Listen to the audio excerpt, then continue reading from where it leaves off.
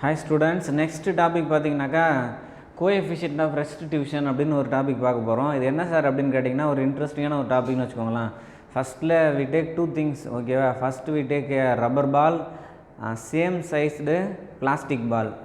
ரெண்டு பாலுமே நீங்கள் என்ன செய்கிறீங்க, சப்போஸ் வி ட்ராப் இன்ட்டு ஃப்ளோர்னு வச்சுக்கோங்க, கீழே விழ வைக்கிறீங்க. விழும்போது என்ன ஆகுன்னா பிளாஸ்டிக் பால் வந்து ஒரு கொஞ்சம் லைட்டாக மேலே எழும்பிட்டு திரும்ப கீழே விழுந்துடும். ரப்பர் பால் வந்து நிறைய மேலே எழும்பும். இப்போ இந்த ரெண்டு நிகழ்ச்சிகளையும் நம்ம என்ன புரிஞ்சுக்கிறோம் அப்படின்னு கேட்டிங்கனாக்கா, பிளாஸ்டிக் பாலில் there is a loss of kinetic energy. நீங்கள் மேலேருந்து கீழே விடுறீங்க, பொட்டன்ஷியல் எனர்ஜி எல்லாம் கைனெட்டிக் எனர்ஜியாக மாறுது. மாறினது திரும்ப மேலே வராமல் திரும்ப அங்கேயே விழுந்துருது. அப்போ there is a lot of kinetic energy loss.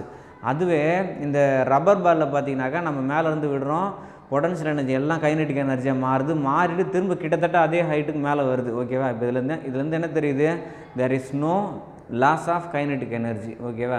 There is no much loss of kinetic energy. கொஞ்சம் லாஸ் ஆகும், ஆனால் நிறைய லாஸ் ஆகாது அப்படின்றாங்க. இப்போ இதில் என்ன விஷயம்னாக்கா, ஒரு அந்த பால் வந்து மேலேருந்து கீழே போகும்போது ஒரு பர்டிகுலர் வெலாசிட்டி சேஞ்சஸ் இருக்கும். அதே மாதிரி கீழேருந்து பட்டுட்டு திரும்ப மேலே வரும்போது ஒரு வெலாசிட்டி சேஞ்சஸ் இருக்கும். அப்போ வெலாசிட்டி ஆஃப் அப்ரோச்னு ஒன்று இருக்குது, வெலாசிட்டி ஆஃப் இன்னொன்று என்ன சொல்கிறாங்க, வெலாசிட்டி ஆஃப் செப்பரேஷன் ஒன்று இருக்குது, வெலாசிட்டி ஆஃப் அப்ரோச்னு ஒன்று இருக்குது. இது ரெண்டு விஷயம் இருக்குது. அதாவது வெலாசிட்டி ஆஃப் செப்பரேஷனுங்கிறது ஆஃப்டர் கொலிஷன், வெலாசிட்டி ஆஃப் அப்ரோச்சுங்கிறது பிஃபோர் கொலிஷன், ஓகேவா? ரைட். இப்போ ஃபஸ்ட்டில் நான் ஏற்கனவே சொன்னது உங்களுக்கு புரிஞ்சிருக்குன்னு நினைக்கிறேன். இதை டிஃபைன் பண்ணுறது தான், அதாவது எவ்வளோ தூரம் அது வந்து கைனெட்டிக் எனர்ஜி லாஸ் பண்ணுது அப்படின்றதுக்கு இடையில ஒரு ரேஷியோ இருக்குது. அந்த ரேஷியோவை தான் நம்ம என்னென்னு சொல்கிறோம்னா கோஎஃபிஷியன்ட் ஆஃப் ரெஸ்டிடியூஷன் அப்படின்னு சொல்கிறோம், ஓகேவா? இப்போ இது எப்படி நம்ம டிஃபைன் பண்ணலாம் அப்படின்னு பாருங்கள். It is defined as the ratio of velocity of separation after collision to the velocity of approach before collision அப்படின்னு சொல்லலாம்.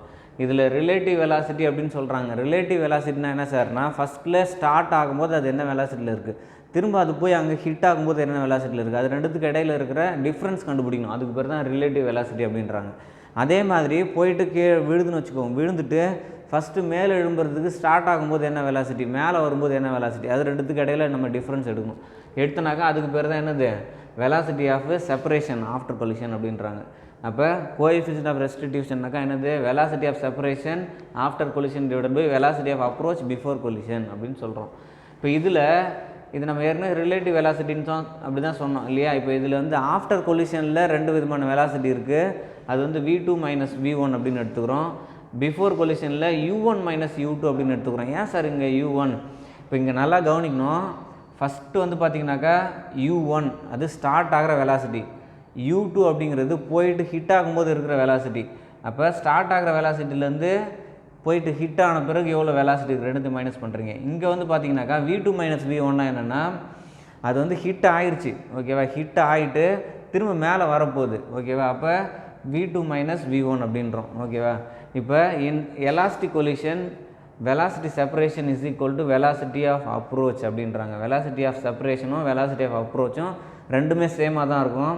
இங்கே செப்பரேஷன்னாக்கா U1 மைனஸ் U2, வெலாசிட்டி அப்ரோச்னா V2 மைனஸ் V1 அப்படின்னு சொல்கிறோம். இப்போ இது ரெண்டுத்தையும் நீங்கள் டிவைட் பண்ணுறீங்க. V2 minus V1 divided by U1 minus U2னா இங்கே வந்து 1 கிடைக்கும். அந்த 1ஓட வேல்யூ தான் coefficient of restitution for perfect elastic collision அப்படின்னு சொல்லலாம், ஓகேவா? அப்போ the coefficient of restitution for an elastic collision is 1. அப்போ கோஎஃபிஷியன்ட் ஆஃப் ரெஸ்டிடியூஷன் பார்த்திங்கன்னா பர்ஃபெக்ட் எலாஸ்டிக் கொலிஷனுக்கு மேலேயும் கீழேயும் சேமாக இருக்கும். நீங்கள் எவ்வளோ தூரம் கைனெட்டிக் எனர்ஜி அங்கே கொடுக்குறீங்களோ அதே அளவு கைனெட்டிக் எனர்ஜியோட திரும்ப மேலே வருது அப்படின்னு வச்சுக்கோங்களேன். இது வந்து perfect inelastic collision, perfect elastic collision சொல்லுவோம். அதோடைய கோஎஃபிஷியன்ட் ஆஃப் ரெஸ்டிடியூஷன் என்னது, 1ன்னு இருக்கும், ஓகேவா?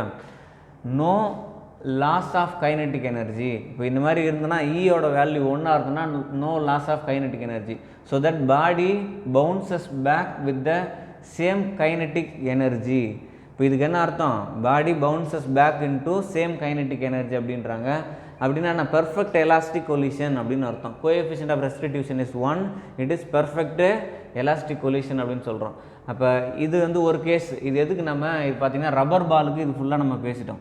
நெக்ஸ்ட்டு பிளாஸ்டிக் பாலுக்கு என்ன சார் ஆகும் அப்படின்னு பார்த்தீங்கன்னா, E is not always equal to unity. ஈயோட வேல்யூ, அதாவது கோஎஃபிஷியன்ட் ஆஃப் ரெஸ்டிடியூஷனோட வேல்யூ பார்த்திங்கனாக்கா எப்பவுமே ஒன்றா இருக்காது. If the ball is perfectly plastic, it will never bounce back. Perfectly plasticனா என்ன? இப்போ உதாரணத்துக்கு உங்கள் கையில் ஒரு கல் இருக்குன்னு வச்சுக்கோங்களேன், அந்த கல் மேலேருந்து கீழே போடுறீங்க, போட்டால் டக்குன்னு போய் கீழே விழும், அவ்வளோதான். பிளாஸ்டிக் பால்னால் கூட கொஞ்சம் எகிரும்.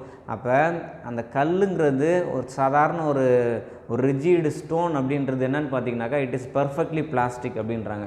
பிளாஸ்டிக்னாக்கா நீங்கள் பர்ஃபெக்ட்லி பிளாஸ்டிக் அப்படின்னா நீங்கள் டக்குன்னு பிளாஸ்டிக்னோடனே பிளாஸ்டிக் பொம்மை, பிளாஸ்டிக்கால் செஞ்ச கிளாஸு, பிளேட், இந்த மாதிரி நீங்கள் ஞாபகம் வச்சுக்கூடாது. It does not replay any force இல்லை எனி வெலாசிட்டி. இதுக்கு பேர் தான் என்னென்னு சொல்கிறாங்க, பர்ஃபெக்ட்லி பிளாஸ்டிக் அப்படின்றாங்க.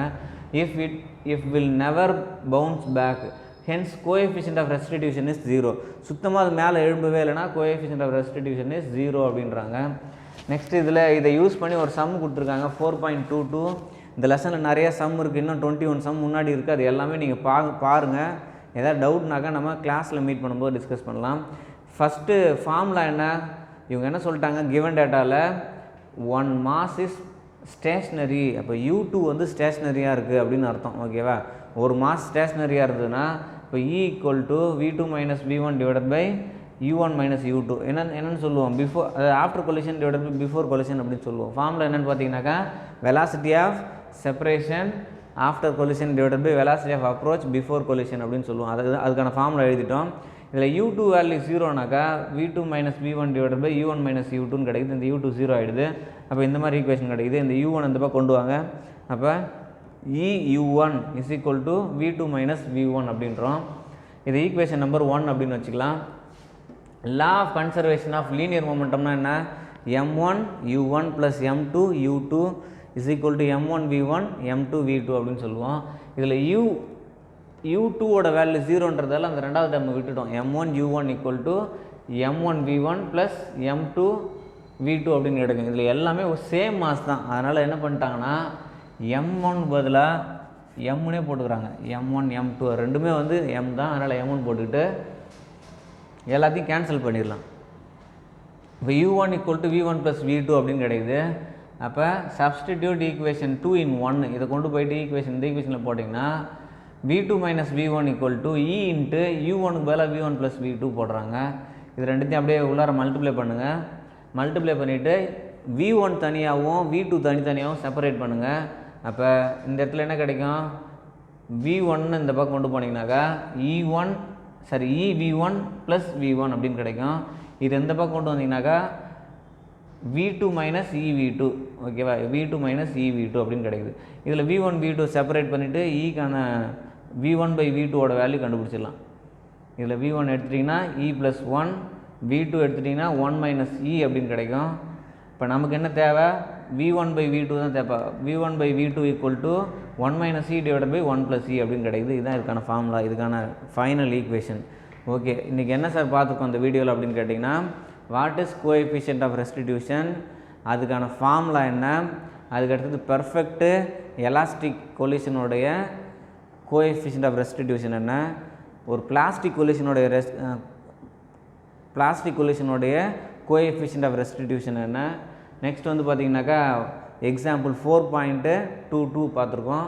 இதில் ஃபைனலாக நமக்கு என்ன ஈக்குவேஷன் கிடைக்குது, V1/V2 = 1 - E / 1 + E அப்படின்னு கிடைக்குது.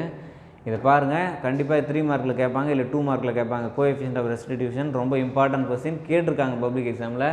அதனால் படிச்சுக்கோங்க. இந்த வீடியோ திரும்ப பாருங்கள். Okay, thank you.